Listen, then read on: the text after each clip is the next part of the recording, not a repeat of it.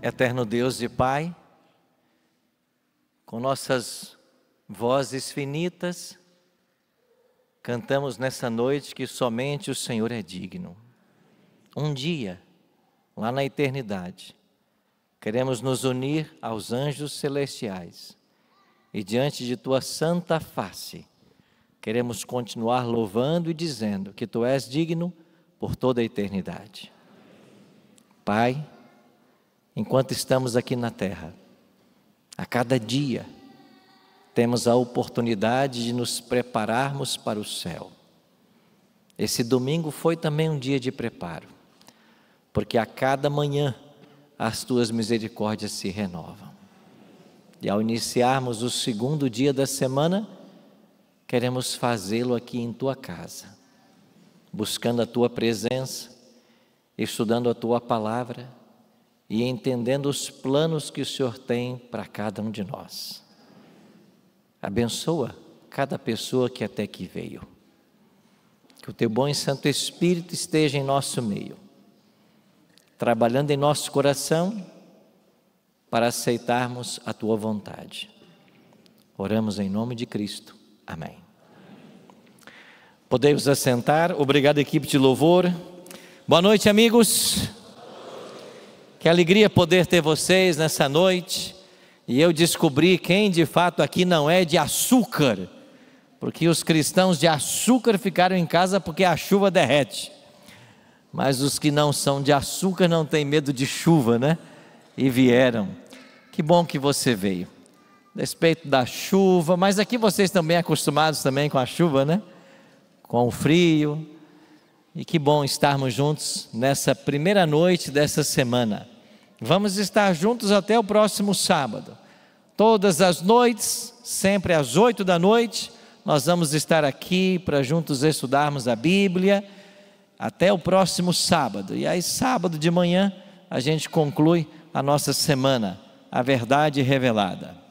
Ao longo dessa semana nós vamos estudar vários temas escatológicos da Bíblia, porque a igreja adventista essencialmente é um movimento escatológico. Como vimos ontem no nosso estudo, nós nascemos de uma profecia, por natureza somos um movimento escatológico, e nós vamos estudar vários eventos que vão ter lugar daqui para frente. Deixa eu te fazer algumas perguntas. Você sabe como se chamarão todas as pessoas que estiverem vivas e salvas quando Jesus voltar? Quem estiver vivo e salvo, como ele vai se chamar?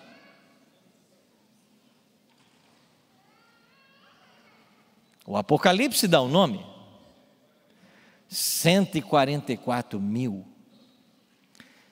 Você sabe o que significa ser selado por Deus? Você sabe quais são as características dos 144 mil? Você conhece um texto de Ellen G. White, onde ela diz, literalmente assim: esforcemo-nos com todas as forças para estarmos entre os 144 mil. Conhece esse texto? Você tem se esforçado para fazer parte dos 144 mil? Você sabe que nesse tempo final da história, todo ser humano vai receber um selo? Todos nós receberemos um selo? Só que um selo separa a pessoa para a salvação e outro selo separa a pessoa para perdição. Bom, esse é o tema de amanhã. Então amanhã, segunda-feira, às 8 da noite, nós vamos conversar sobre o selamento final. Vamos entender quem são os 144 mil. E o mais importante, vamos saber como nos preparar para fazer parte deles. Porque aqueles que não fizerem parte deles e permanecerem vivos, não serão salvos. Mas esse é o tema de amanhã. O tema que hoje nós vamos estudar o juízo de Deus. O tema do juízo é um tema presente em toda a Bíblia. Algumas pessoas gostam desse assunto, outras não. Mas o tema do juízo, ele enche o nosso coração de esperança. Existirá um juízo investigativo, cada pessoa será investigada. Alguns têm dito que não. E aqueles que negam essa doutrina, até querem citar a própria Bíblia. E eles pegam João 5:24, que diz assim, você pode ler comigo?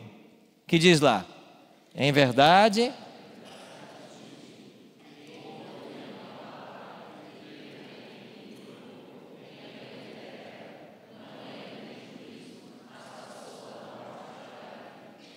uma vez eu conversei com um pastor, e ele disse isso para mim, vocês adventistas ficam falando em juízo, juízo, o crente salvo em Cristo não vai passar por juízo.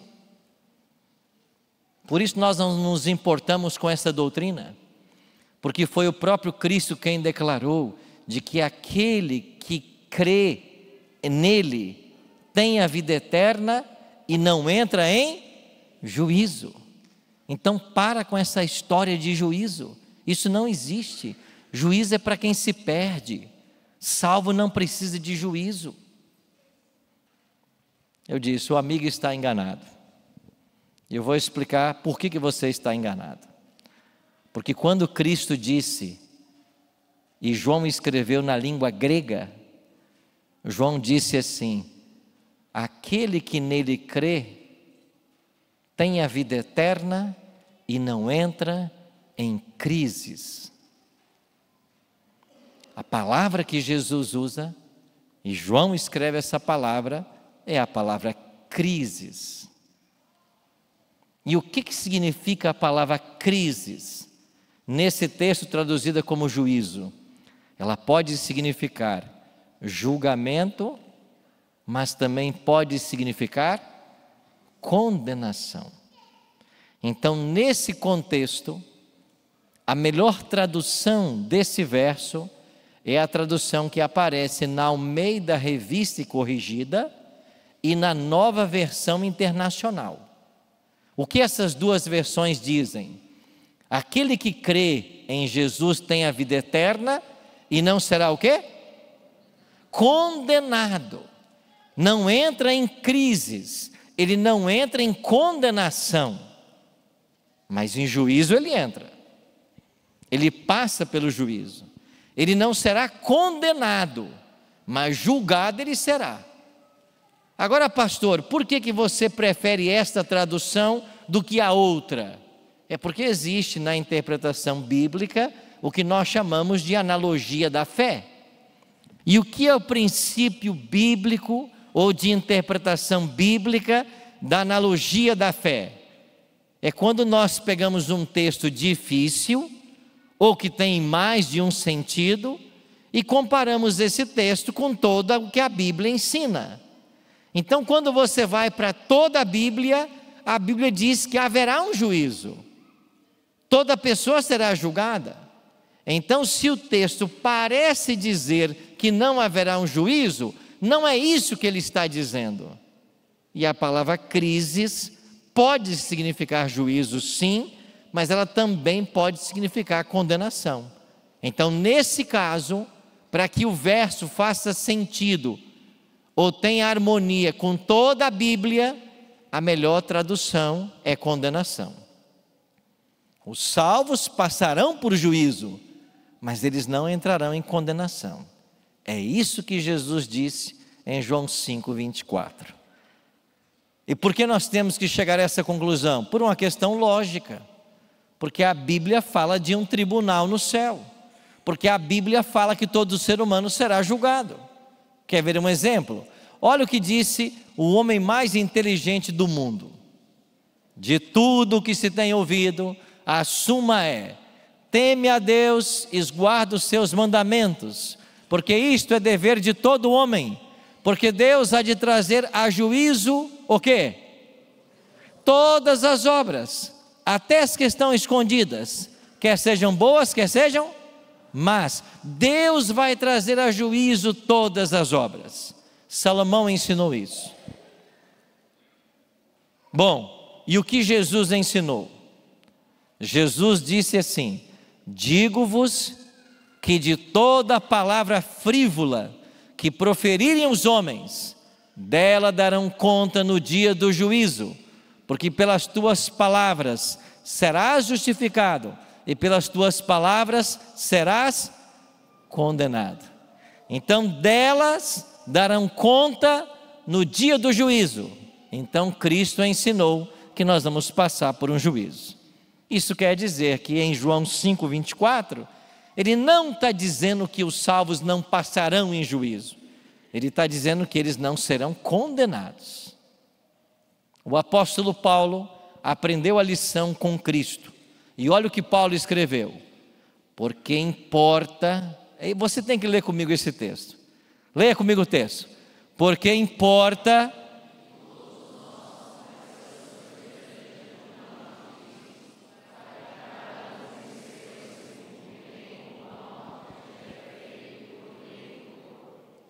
e aí, vamos ter que passar por um juízo ou não?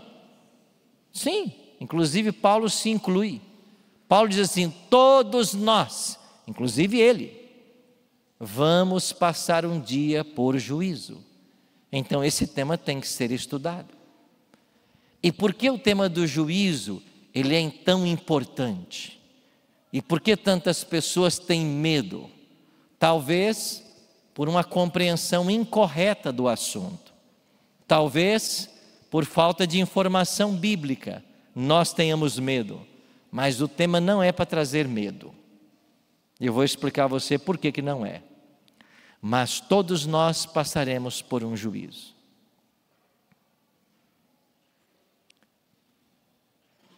Por que haverá um juízo? Uma semana atrás, eu estava dando um estudo para 2 famílias luteranas. E esses amigos luteranos disseram assim: pastor, Deus não precisa que eu faça nada para me salvar. Ele está escolhendo quem Ele vai salvar e quem Ele não vai salvar. Eu disse: eu acho que não é bem assim. E deixa eu fazer uma pergunta para você: Deus pode salvar todo ser humano? Sim ou não? Não, responda. Deus pode salvar todo ser humano? Sim. Ele vai salvar todo ser humano? Não? Mas Ele não é amor? É ou não? E por que Ele não vai salvar todo ser humano? Agora, por que não vai?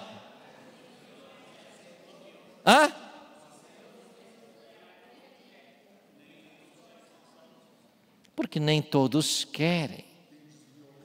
Porque Ele respeita o livre-arbítrio. Ele não vai levar para o céu quem não quer ir. E foi isso que eu disse para eles. Deus pode salvar todo ser humano? Pode. Ele vai salvar a todos? Não. E por que não? Não que Deus não queira. Porque o verso áureo da Bíblia, João 3,16, diz o quê? Porque Deus amou o mundo o quê? De tal maneira que deu seu Filho para quê? Todo que nele crê não pereça, mas tenha. Ele pode salvar a todos? Pode. Vai salvar a todos? Não. Vai salvar a quem? Quem quer, quem crê. E foi isso que eu disse para eles. Se você não crê, Ele não vai salvar você, por mais que Ele queira. Porque Deus não vai contra aquilo que Ele estabeleceu. E quando Ele nos criou, Ele nos dotou com uma coisa chamada livre-arbítrio. Isso é extraordinário. Sabe o que significa isso? Que você pode fazer da sua vida o que você quiser. Você é livre.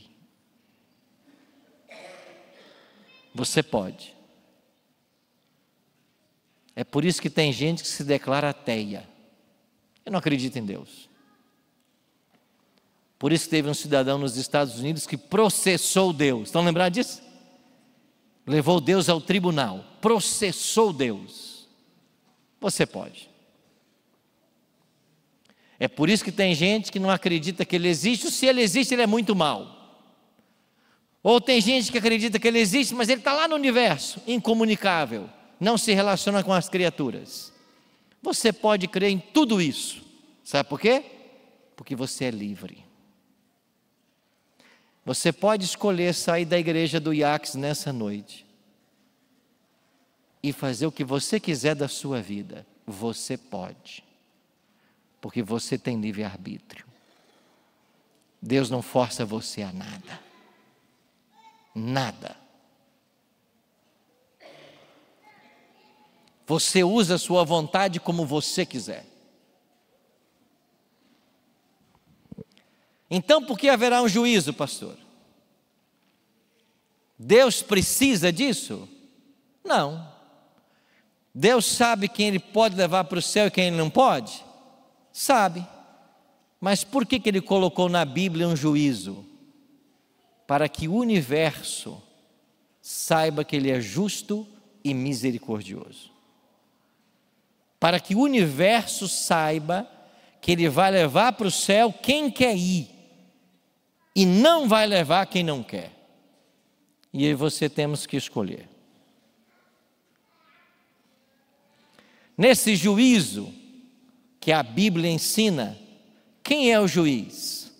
A palavra de Deus diz: continuei olhando, até que foram postos uns tronos, o ancião de dia se assentou, sua veste era branca como a neve, os cabelos da cabeça como a pura lã, o seu trono eram chamas de fogo, e suas rodas eram fogo ardente. Daniel 7:9, Daniel 7:10. Um rio de fogo manava e saía diante dele, milhares de milhares o serviam, miríades de miríades estavam diante dele. Assentou-se o tribunal e se abriram os livros. Quando o tribunal se assenta, quem é que assume a função de juiz? O ancião de dias. Quem é o ancião de dias, irmãos? Deus, o Pai. Ele é o ancião de dias. Ele é o juiz. É o Senhor quem vai julgar a terra. Nós, para nosso benefício e para benefício de todos os seres que Ele criou, haverá um juízo. E esse juízo deixará claro o que cada ser humano fez com o seu livre-arbítrio, o que ele fez com sua própria vontade. Deus se assenta no trono, o tribunal se assenta e os livros são abertos. Quem é o réu nesse juízo? Eu e você. Por que nós somos o réu? Paulo explica: porque todos o quê? Pecaram e carecem de quê? Da glória de Deus. Algumas traduções dizem: porque todos pecaram e destituídos estão da glória de Deus, perderam a glória de Deus. Todos nós somos pecadores. É por isso que nós precisamos ir a juízo, porque nós somos pecadores. E coloca uma coisa na sua cabeça: Deus não pode levar pecadores para o céu.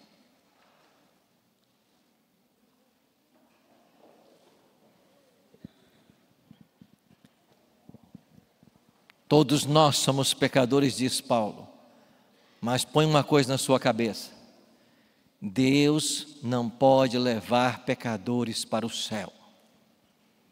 No céu não pode entrar pessoas imperfeitas. No céu só pode entrar gente perfeita. Põe isso na sua cabeça.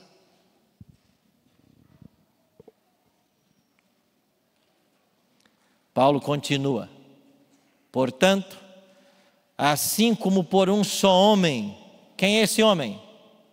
Adão, entrou o pecado no mundo e pelo pecado a morte, assim a morte passou a todos os homens, porque todos pecaram. Todos somos pecadores. Nós somos agora réus, porque nós pecamos. Quem é o acusador? Tem advogado nessa noite aqui? Levante a mão, advogado. Temos advogado. O acusador é o promotor, certo?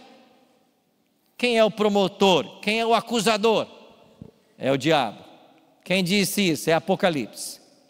Então ouvi grande voz do céu proclamando: agora veio a salvação, o poder, o reino do nosso Deus e a autoridade do seu Cristo, pois foi expulso o acusador dos nossos irmãos, o mesmo que os acusa de dia e de noite diante do nosso Deus. Deus é o juiz, e quem é que está diante de Deus, nos acusando dia e noite? Quem é?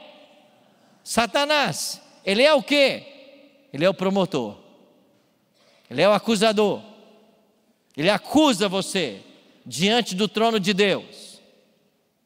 Esse aí não pode ir para o céu, não pode por isso e isso e isso. E aquela lá? Não, aquela não pode. Olha o que ela está fazendo, ela não pode ir para o céu.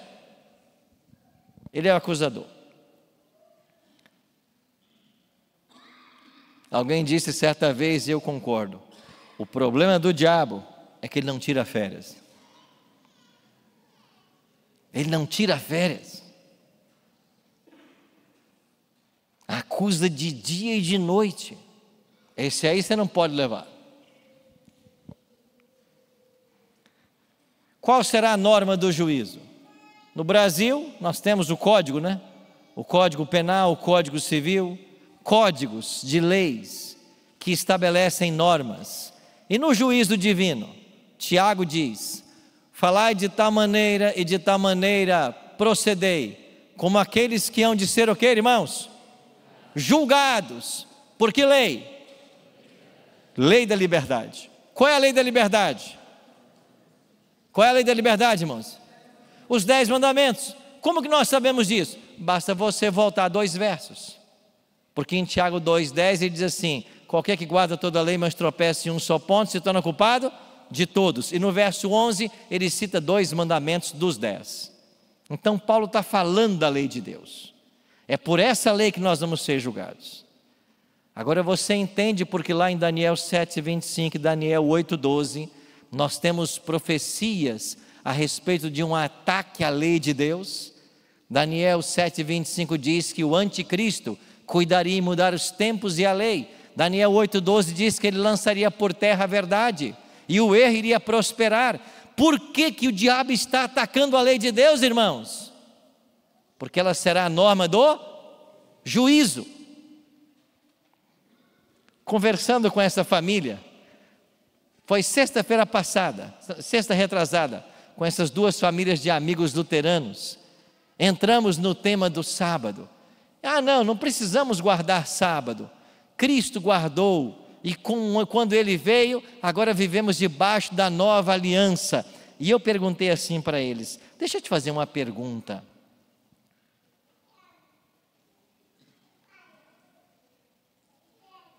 Se você adulterar só uma vez por semana, você vai para o céu? Não, não vai. Mas por que não vai? Porque é pecado. Tá. E qual é a diferença do 7º mandamento para o 4º? Então o 4º pode quebrar, o 7º não? Qual é a lógica disso? Quando você aperta mesmo, você percebe que eles acreditam nos 9 mandamentos, como tendo que ser obedecidos, só o sábado que não. Aí eu disse: mas eu posso mostrar para você 104 textos na Bíblia, que falam sobre o sábado e a sua santidade. E você não tem nenhum para falar do domingo. Por que você está guardando o domingo em vez do sábado?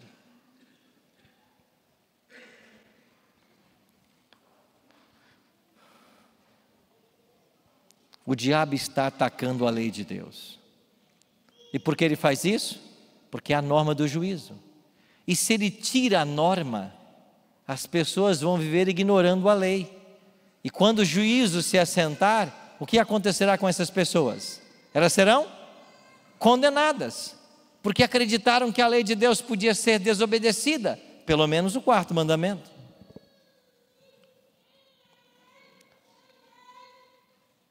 No céu há livros de registro, e esses livros estão registrando cada pensamento, cada palavra e cada ato. Daniel 7 diz que assentou-se o tribunal e se abriram os livros. Nesses livros estão registrados cada ato, cada palavra e cada pensamento. Esses livros serão abertos no dia de juízo, e cada um será julgado por cada uma dessas coisas.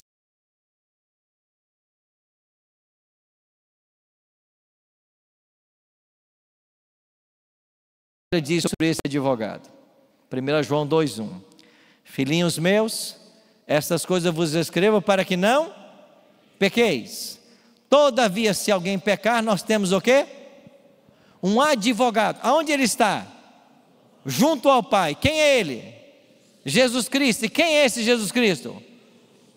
Eu gosto desse texto, porque o texto diz que junto ao Pai nós temos um advogado, e esse advogado, ele é justo. Essa é a qualidade que João apresenta de Cristo como nosso advogado. Nós temos um advogado junto ao Pai, e a Bíblia diz que ele é justo. Isso é fundamental para a compreensão que nós temos de salvação. Então, como que nós podemos agora harmonizar? Nós todos desejamos ser salvos, por isso estamos aqui. Você está numa igreja porque você quer o céu. Você veio aqui essa noite debaixo de chuva porque você quer o céu. Ou talvez você está nos assistindo em casa pela internet porque você quer o céu. Você podia estar vendo outras coisas, mas você está vendo um culto religioso porque você quer o céu. Aí vem a pergunta: como que nós, seres pecadores, podemos ser absolvidos nesse juízo?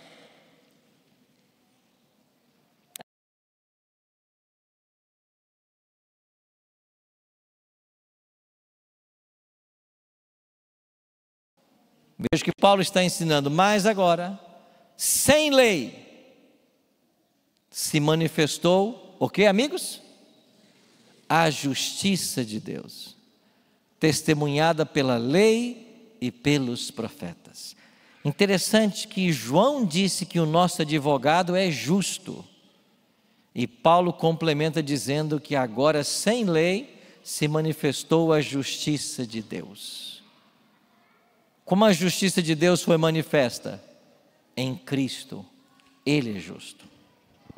Paulo continua: justiça de Deus mediante a fé em Jesus Cristo, para todos e sobre todos os que creem.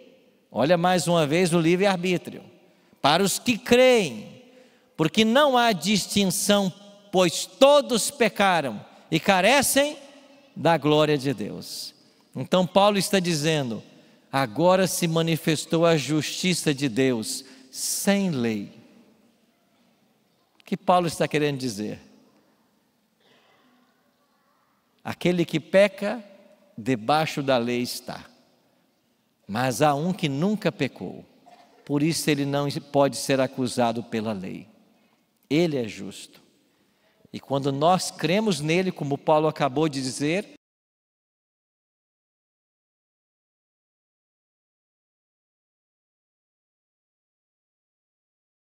que o advogado é justo, e nós recebemos dele a justiça.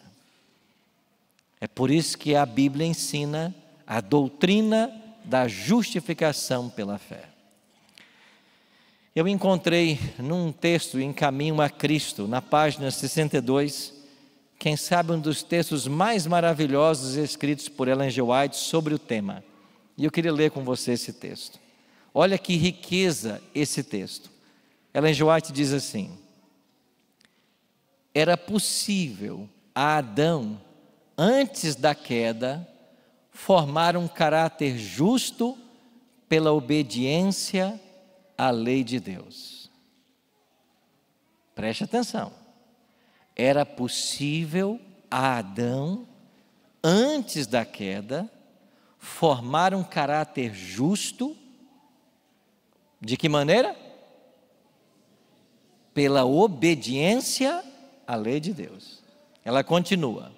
Mas, conjunção adversativa, deixou de o fazer, e devido ao seu pecado, nossa natureza se acha decaída, e não podemos tornar-nos o quê? Justos. Então escuta, você não pode se tornar justo. Eu não posso me tornar justo. Por que não? Por causa de nossa natureza caída. Adão podia, antes da queda, pela obediência, formar um caráter justo. Depois que ele pecou, nós não podemos.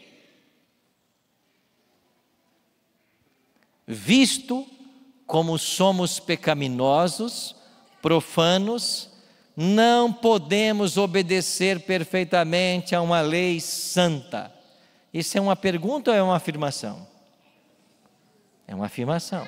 Ela está ensinando isso. Nós não podemos obedecer perfeitamente a uma lei que é santa. Nós não podemos. Ela está dizendo isso. Não possuímos justiça em nós mesmos, com a qual pudéssemos satisfazer as exigências da lei de Deus. Que texto!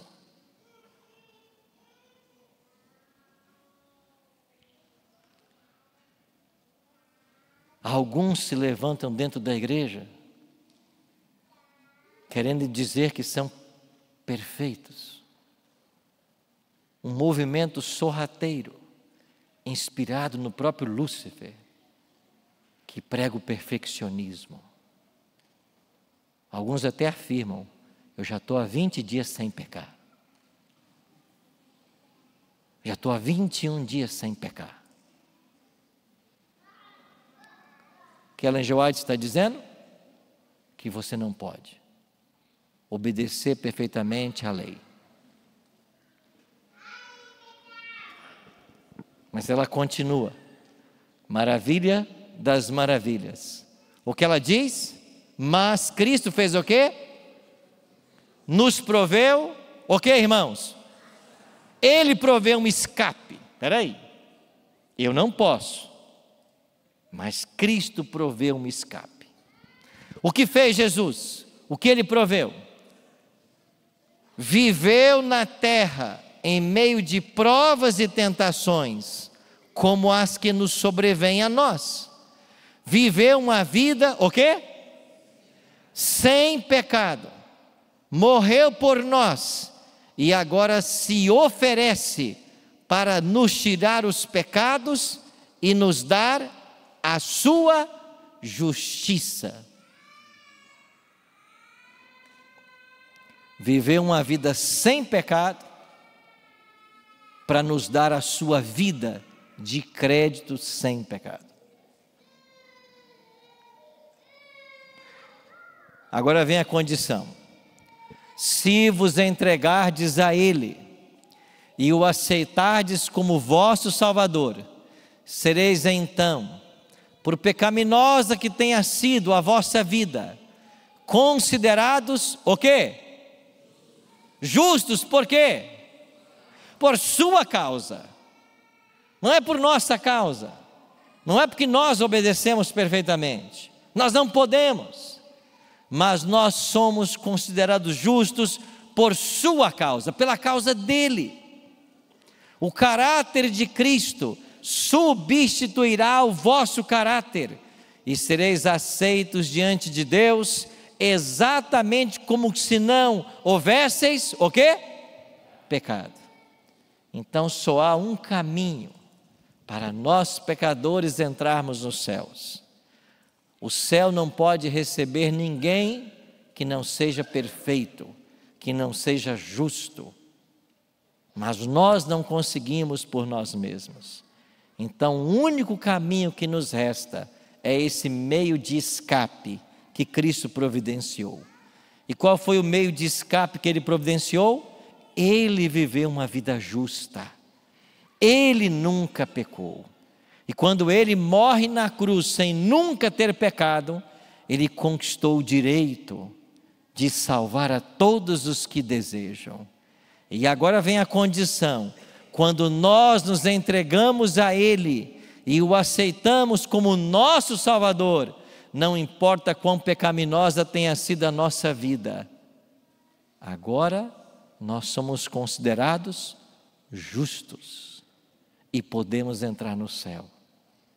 Não porque nós obedecemos perfeitamente, mas porque ele obedece perfeitamente.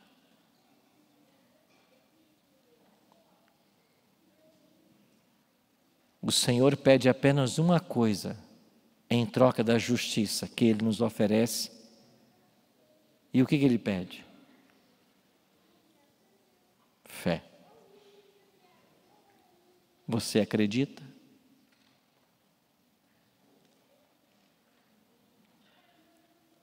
Se você acreditar, você pode ter a sua vida pecaminosa substituída pela dele. Se você não acreditar, você vai comparecer diante do tribunal de Cristo por conta e risco, do jeito que você é. E a sentença será o quê? Condenado. É por isso que nós temos que orar para que o juízo venha logo. Porque o juízo, diz Daniel, é a favor dos santos. E quando nós somos julgados, nós podemos ser absolvidos e salvos. Não porque nós obedecemos perfeitamente, mas porque ele obedece. Ele obedeceu. E a vida justa e santa que ele teve, ele acredita a você. É mais ou menos assim. O diabo chega diante de Deus e diz assim: o Arilton não pode ser salvo, porque ele é um pecador, porque ele fez isso, isso e isso. E pior que o diabo está certo. Mas na hora que o juiz vai dar a sentença, eu mesmo sendo pecador, eu aceito Cristo como meu Salvador. E eu apelo para ele. Aí o meu advogado aparece e diz para o pai assim: é verdade que o Arilton fez isso, isso, isso. É verdade. Mas eu paguei o preço pelo pecado que ele cometeu. E a minha justiça eu agora dou para ele. E é por isso que eu sou salvo. Mas se você não aceitou Cristo, você vai ficar sozinho diante do acusador. E sozinho você já está condenado. Você quer testemunhar isso na prática? Eu vou pedir então ao pastor que entre agora ao tanque batismal com alguém que aceitou a graça que Jesus nos oferece. Eu vou convidar o pastor Janeutan, que venha com a nossa irmã Maristela.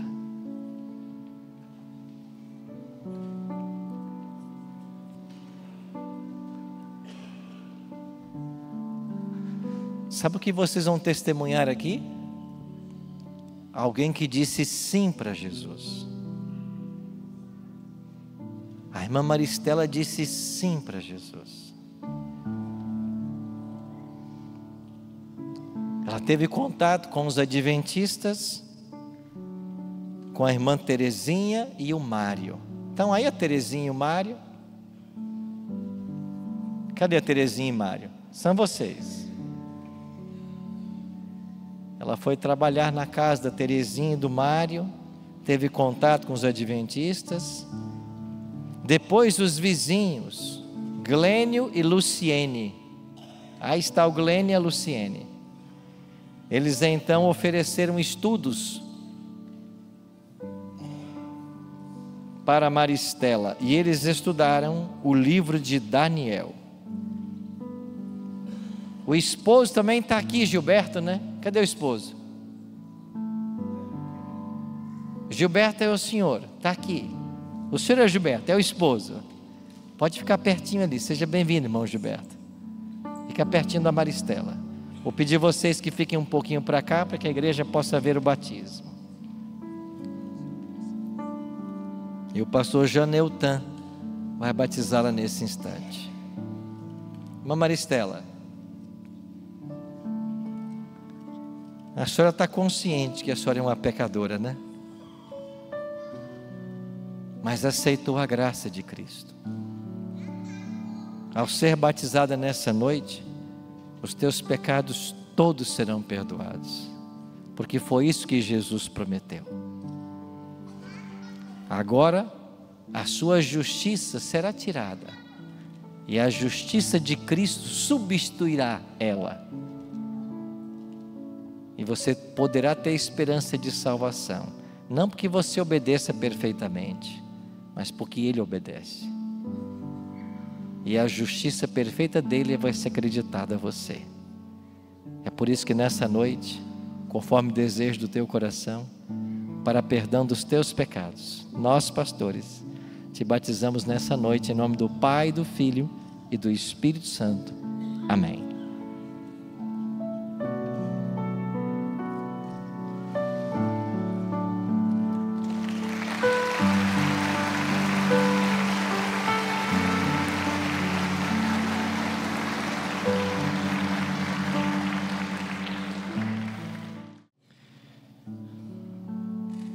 Eu perdi meu pai para um câncer, alguns anos atrás.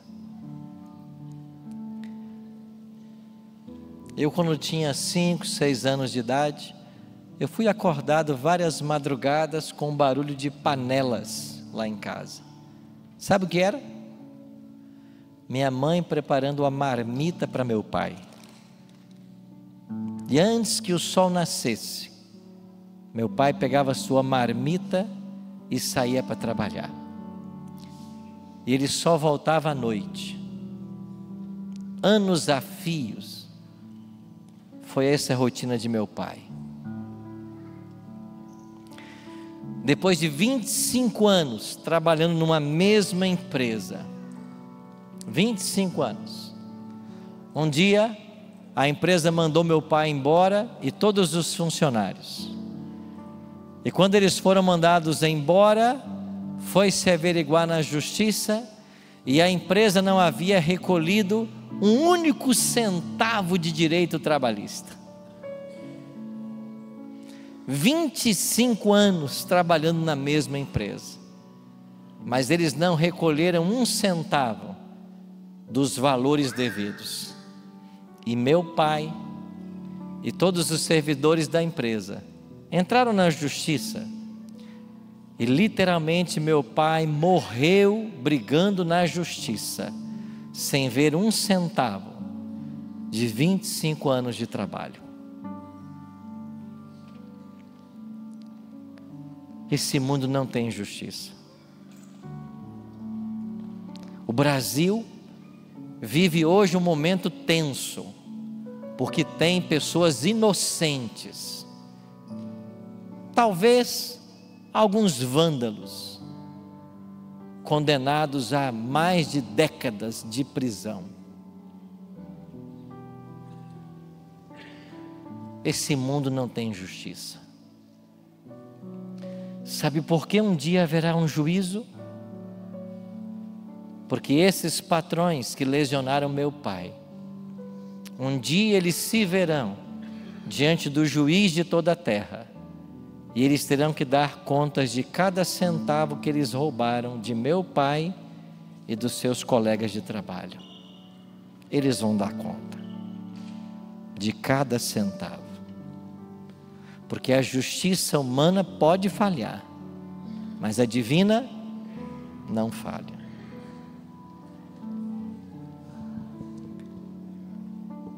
O juízo existe porque todos nós seremos julgados pelas coisas que fizemos, falamos e pensamos. Mas nesse juízo, Deus só poderá levar para o céu pessoas perfeitas. E só existe um caminho para sermos perfeitos: exercendo fé em Cristo. Porque quando nós acreditamos nele como nosso Salvador pessoal, a nossa justiça humana, falha, é substituída pela dele. E é por isso que nós podemos ser salvos. É como aquele ladrão na cruz, que roubou a vida inteira, mas diante do amor de Cristo, seu coração foi transformado. E nas últimas horas de vida, ele tomou a decisão mais importante que um ser humano pode tomar. Ele entregou a vida a Jesus e o aceitou como rei. Por isso ele disse: Senhor, quando vieres em teu reino, não se esqueça de mim. E ele morreu salvo. Não porque ele levava uma vida perfeita, mas porque ele aceitou aquele que é justo, aquele que é perfeito. E se um dia eu e você entrarmos nos céus, não será por nossas obras, será pela graça dele. Então a pergunta final dessa noite é: você acredita nele como Salvador? Você quer ter a sua vida pecaminosa substituída pela justiça dele? Então nós vamos ter uma música agora. E se nessa noite você quiser se entregar a Cristo dizendo assim: eu creio no Senhor e quero que tu sejas o meu advogado, para que quando o juízo chegar, não a minha vida seja passada, mas a tua, para que eu possa ser salvo. Eu quero convidar você nessa noite a entregar o seu coração a Jesus e a tomar a decisão pelo batismo. E por que batismo, pastor? Porque o próprio Cristo disse assim: quem crer e for batizado será salvo. Quem é a primeira pessoa que quer vir aqui à frente e dizer: pastor, sou eu.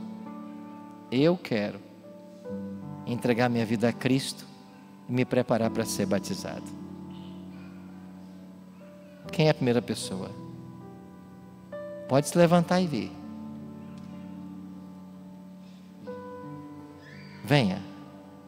Uma família. Louvado seja Deus. Pode ficar aqui perto de mim. Nós vamos ter essa música agora. E enquanto você ouvir essa música, é a sua oportunidade de se levantar e vir aqui à frente dizendo que você quer o céu. Você quer que a sua vida de pecado seja substituída pela justiça dele, para você ser salvo. Amém. Seja bem-vindo. Seja bem-vindo todos vocês. Pode ficar aqui.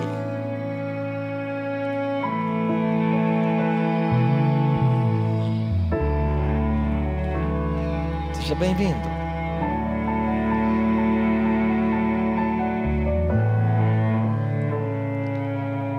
Seja bem-vindo. Seja bem-vindo. Seja bem-vindo. Pode vir. Seja bem-vindo. Se olhando para dentro do seu coração, você dá de cara com a solidão, sente um súbito frio de um espaço vazio que não tem nenhuma explicação. Se talvez seu passado ainda o persiga, estragando seus sonhos e planos pra vida, se passa em sua mente fugir ou correr, escute agora o que eu tenho a dizer. O amor de Jesus nunca desiste de você, apesar do que fez ou deixou de fazer. Basta em sua vida você o aceitar, e o seu coração Ele vai transformar. Hoje é o dia de se levantar, de olhar para frente, de recomeçar. Ele lhe chama e quer lhe receber. O amor de Jesus nunca desiste de você. Amém. Louvado seja Deus por você que está vindo. Deus olha do céu e só vê um vencedor. Ele enxerga através de sua luta e dor. Perdão oferece, os pecados esquece, e sempre escuta o sincero clamor. O amor de Jesus nunca desiste de você, apesar do que fez ou deixou de fazer. Basta em sua vida você o aceitar, e o seu coração Ele vai transformar. Hoje é o dia de se levantar, de olhar para frente, de recomeçar. Ele lhe chama e quer lhe receber. O amor de Jesus nunca desiste de você.